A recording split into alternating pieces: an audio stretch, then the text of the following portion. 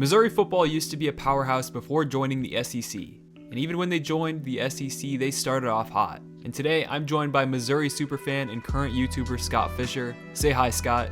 What's up, everybody? And we're going to talk about Missouri football and their rise to the top and how they almost made a college football national championship recently. Missouri football is an interesting program when you look at their history. They're not the first team that I think about, but I also have to realize they've had a lot of success recently. They've kind of fallen off a little bit, and their story needs to be talked about, so I decided to bring on Scott Fisher, who's my boy. He'll give you the rundown, so let's get into it. So Missouri football used to be a dumpster fire before Gary Pinkel got there. Scott, tell us about it. So before Gary Pinkel came in, they had two head coaches who were mediocre in Bob Stool and Larry Smith. As I said earlier, the program was just mediocre at best. Gary came in, he struggled early, but he'd eventually get it together when he finally got his first big quarterback. His name was Brad Smith. He was a dual threat guy, a highly recruited kid, and he was the kind of guy who you could build a program around. They also had one of the best defensive ends in college football in Justin Smith, who would end up becoming an NFL Hall of Famer. Brad Smith would bring the Tigers back, but who would be the guy to replace them? Gary Pinkel's first big recruiting win in retrospect was landing Chase Daniel. This was a kid who was from the recruiting hotspot of Texas, and the Longhorns wanted this guy, but at the last moment, Missouri pulled him in, and he was going to be their future quarterback. Eventually, the Tigers would get back on track, and they'd also bring in guys such as William Moore and Sean Weatherspoon, who would have also become NFL draft picks. Going into 2007, there wasn't a lot of hype surrounding the Missouri Tigers, but they would blow up in a big way. Led by Chase Daniel, the Missouri Tigers would climb up all the way to number 4 in the country before they would battle Kansas. In what was the weirdest college football season ever, the Kansas Jayhawks were undefeated and ranked number 2 in the country in the week before the Big 12 championship game.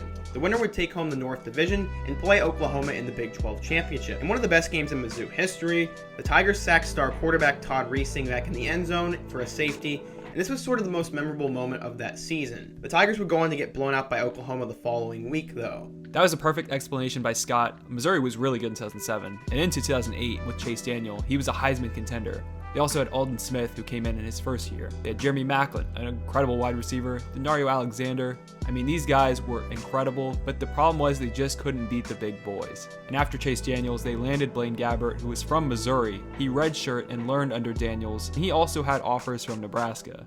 Now in 2010, game day came there, and they beat number 1 Oklahoma, but they didn't do much, and also in 2011, they had national title hopes, but they didn't fulfill them. And even after 2011, Missouri had their biggest draft night ever when Aldon Smith was taken 7th overall to San Francisco, and Blaine Gabbert was taken 10th overall to Jacksonville. Gabbert left for Jacksonville, and their new quarterback was James Franklin, who came in and started in 2012. And in his first year in the SEC, the whole team was told they didn't really belong. And honestly, their transition was a little bit awkward in my opinion, but Scott makes a good point, and he says that Missouri belongs in the SEC. So I gotta trust a Tigers fan. Missouri Tigers fans were told that they did not belong in the mighty SEC, but what would happen next would prove all those haters wrong.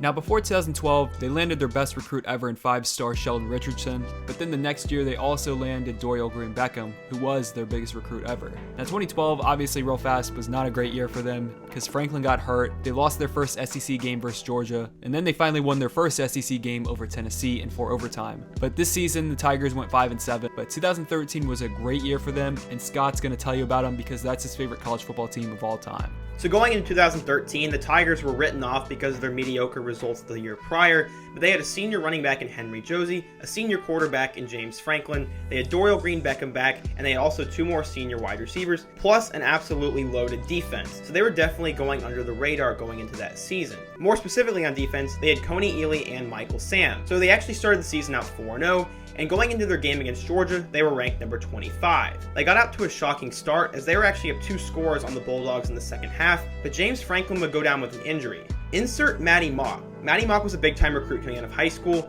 and he actually has the career record for high school passing yards, and he would come in as a redshirt freshman to save the day. He'd end up doing just enough for them to win the game, and they would pull off one of their biggest upsets in years. The following week, they would go on to beat another team in ranked Florida, and then they would beat Tennessee and Vanderbilt, and they'd climb up all the way to number 5 in the country. In what would become a future rivalry, Missouri would play against South Carolina in a battle for the SEC East. Missouri was winning this game the entire time, but Connor Shaw, South Carolina's quarterback, came in and he would save the day. He was both battling an injury and he had the flu, but he would come back and lead them into overtime, and they would eventually take the lead. Missouri was down 3, and they inserted their senior kicker for a field goal. And this is what happened. In one of the most heartbreaking moments in Missouri Tigers football history, Andrew Baggett's kick hit the upright on homecoming. Their season was essentially kind of spoiled from there. and people didn't really know what was going to go on after this. The following week, Missouri would rebound, as Dorial Green-Beckham would have a career-high 4 touchdowns against Kentucky, and Missouri had bounced back. Going into their final game, they would play against Johnny Manziel and the Texas A&M Aggies, in what would become a really close game that was tied 21-21 late in the game. Senior running back Henry Josie would break up the middle and have a long touchdown to win the game and clinch the SEC East. In only their second year, being told they didn't belong, Missouri was now headed to the SEC Championship, and they were a top 5 ranked team once again. They would go into that SEC Championship game in a winner-takes-all kind of showdown. Auburn had just beaten Alabama off the kick 6, and Missouri was number 5 in the country, so the winner of that game would end up going to the National Championship game against Florida State. Unfortunately, Missouri's defense just wasn't that elite, and Auburn running back Trey Mason absolutely shredded Missouri's defense in what became the highest-scoring SEC Championship game of all time. The Tigers lost, and they would have to settle for a BCS Bowl. They would play Oklahoma State in that game, and they'd return a late scoop and score to win that game, and puncture off one of the best seasons in Tiger football history. Michael Sam would go on to win Defensive Player of the Year, and he's also the same guy who would come out as gay, which lost him his draft stock. After 2013, James Franklin graduated, and Matty Mock took over, who had great experience. The problem was Dorial Green-Beckham was dismissed after punching a girl, and that loss really hurt the team. Also, Russell Hansbrough broke out for Missouri in 2014. Marcus Murphy was an all-SEC for special teams, and was possibly the best kick returner in the country. Their D-line was great with Shane Ray, Marcus Golden, and Harold Brantley. They started out 3-0, but lost to Indiana at home, and this was a terrible loss. They came back down 20-7 versus South Carolina to win, which resulted in a win over the number 13 team. Now, after Nick Chubb went off and burned Missouri, Tigers were shut out 34-0 at home. Missouri would still go on with a great defense and won out the rest of their game. Shane Ray would break Missouri's all-time sack record versus Florida when they scored literally every type of touchdown except for a passing one. And the SEC title. Now, the team made the SEC title game for the second time in 3 years. They played Alabama this year, and Shane Ray was ejected, and they went and lost in a blowout, but made the Citrus Bowl and won that to win back-to-back bowl games and finished 11-3. But after the season, the downfall of Missouri begins. To start, Shane Ray and Marcus Golden left for the draft. Harold Brantley got into a car accident in his career. Bud Sasser, one of the best receivers, had a heart condition heading into the draft and never played again, which was pretty tragic. And after the season, defense coordinator Dave Seckel left for Missouri State, and Barry Odom came in from Memphis. Missouri this offseason had Drew Lock come in, which was great, and Drew's dad played at Missouri, and Missouri did still have some hype, but they obviously had their flaws, and their defense was good, but their offense was weak. They won their first 3 games this year, even though they were all embarrassing because they played 3 bad teams and did not look good. And what made things worse was Gary Pinkel was diagnosed with cancer, and Missouri finished 5-7. Matty Mock was dismissed from the team due to fights and drugs.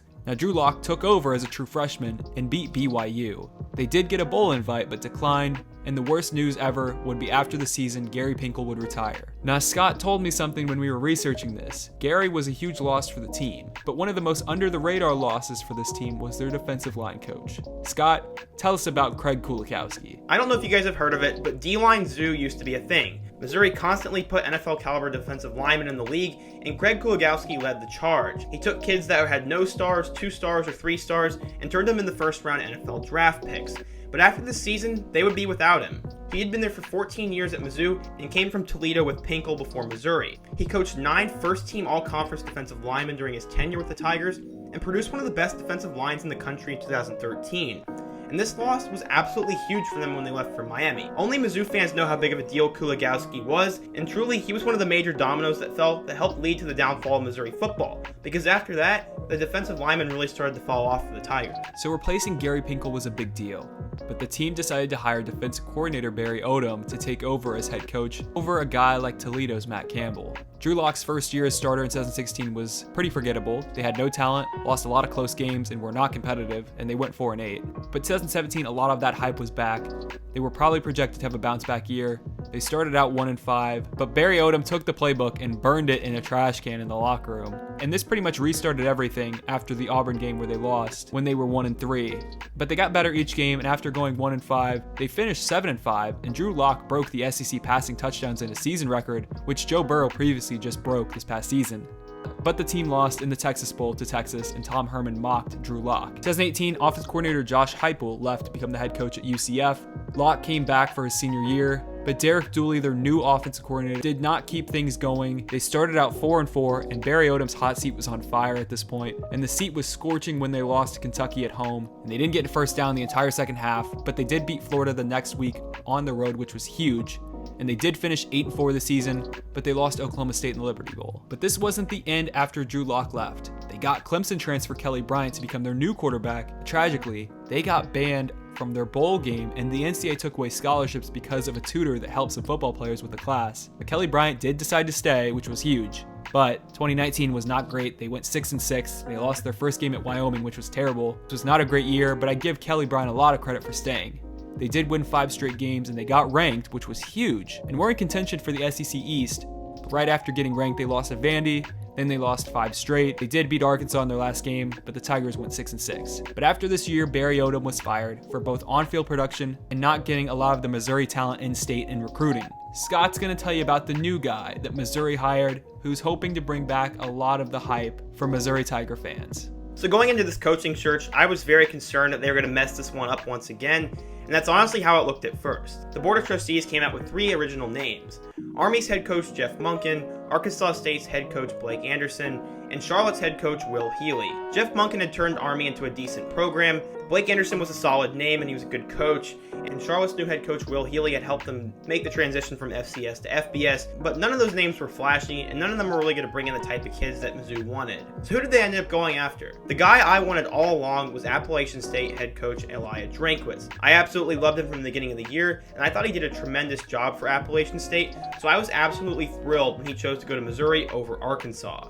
Honestly, a lot of the hype is back. He's recruiting better than any other coach ever has at Missouri to this point. They're making renovations to the stadium, and the facilities look a lot nicer. He's the youngest head coach in the SEC, and he's also one of the funniest and one of the best personalities in the league. Also, he's just a guy who's going to bring a lot of hype back, and I know fans for the first time are actually excited for Missouri football. There definitely will be skepticism, as he hasn't had his own guys out of school, and he hasn't proved he can win for more than 1 year, but this guy's exciting, and there's a lot of upside with this dude. As a Missouri fan, I truly am super pumped for what Eliah Drinkwitz is going to do here, and they call it the new zoo. Listen guys, I didn't know a lot about Missouri football until I started talking to Scott, who's probably the only Missouri superfan I'll ever meet in my life. So Scott, thank you for coming on and talking about Missouri football with me today. No problem, Cole. Thanks for having me on. I'm glad we got to tell the story of Missouri football. And thank you guys for watching. Please check out Scott's channel. The link's in the description. He makes great college football videos and all sorts of sports videos. And I'll see you guys in the next video. Peace out, guys. See ya.